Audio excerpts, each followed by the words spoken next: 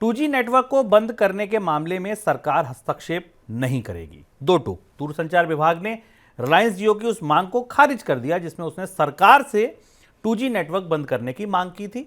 दूरसंचार विभाग ने कहा कि 2G नेटवर्क बंद करने का निर्णय टेलीकॉम ऑपरेटर का व्यावसायिक फैसला है। वो चाहें बंद करें, वो चाहें इसको जारी रखें। सरकार इस मामले में कोई दखल नहीं देगी।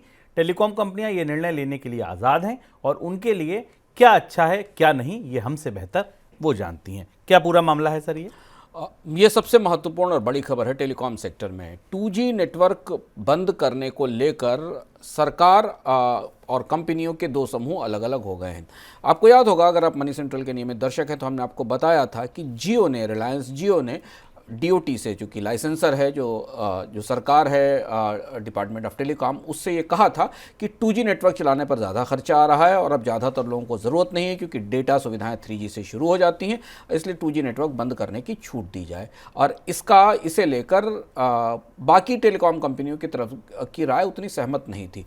DOT ने इस पूरे मामले से अपने को अलग कर लिया है और ये कहा है कि वो किसी कंपनी को नेटवर्क बंद करने के लिए नहीं कहेगा, कंपनियों की अपनी इच्छा है जिसे बंद कर सकें। अब ये मामला थोड़ा पेचीदा है। भारत में अभी भी शुभम करीब 50 मिलियन के आसपास 2G फ़ोन्स हर साल बिकते हैं। यानी 2G के जो ग्राहक हैं या जो 2G सेवा का इस्तेमाल करने वाले लोग हैं, माना जा रहा है उनकी संख्या 250 से 300 मिलियन के आसपास हो सकती है, जो अभी भी 2G सेवा का, पुरानी सेवा का इस्तेमाल कर रहे हैं।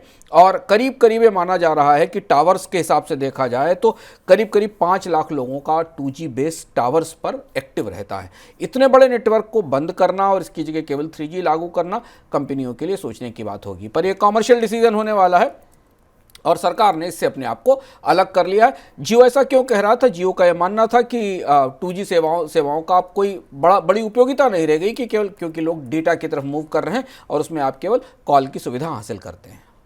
सर, जियो की एक दरखास्त और थी, वो ये थी कि पोर्ट करने से लोगों को ना रोका जाए अगर उनकी बकाया राशि 100 रुपए से कम है। क्या ये पूरा मामला है?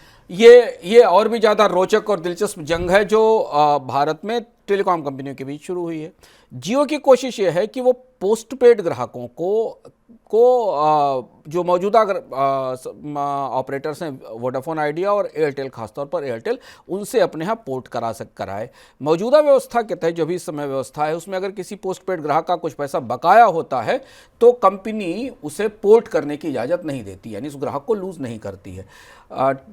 जियो ने यह कहा कि पोर्टिंग को इस बात पर नहीं रोका जाना चाहिए कि लोगों का पैसा बकाया है, अगर 100 रुपये से कम बकाया है तो उसे इग्नोर कर दें, उसका अनदेखा कर दें, और अगर वो अपने आप को छोड़कर, आपका नेटवर्क छोड़कर किसी दूसरे नेटवर्क में जाना चाहता है तो उसे रोका ना जाए। जियो की स्ट्रेटजी ये है कि जियो को पोस्टपेड ग्राहकों की बड़ी संख्या चाहिए बाजार में। पोस्टपेड ग्राहकों के जरिए आप अपना आरपू बढ़ा सकते हैं, आप उनके जरिए अपने प्रोजेक्शंस बेहतर कर सकते हैं क्योंकि वो कमिटेड सब्सक्राइबर्स होते हैं जिनसे नियमित बिल आते हैं और जिनकी खपत को आप प्रॉपरली मैप कर सकते हैं, उन्हें और ज़्यादा अच्छे प्रोडक्ट बेच सकते हैं।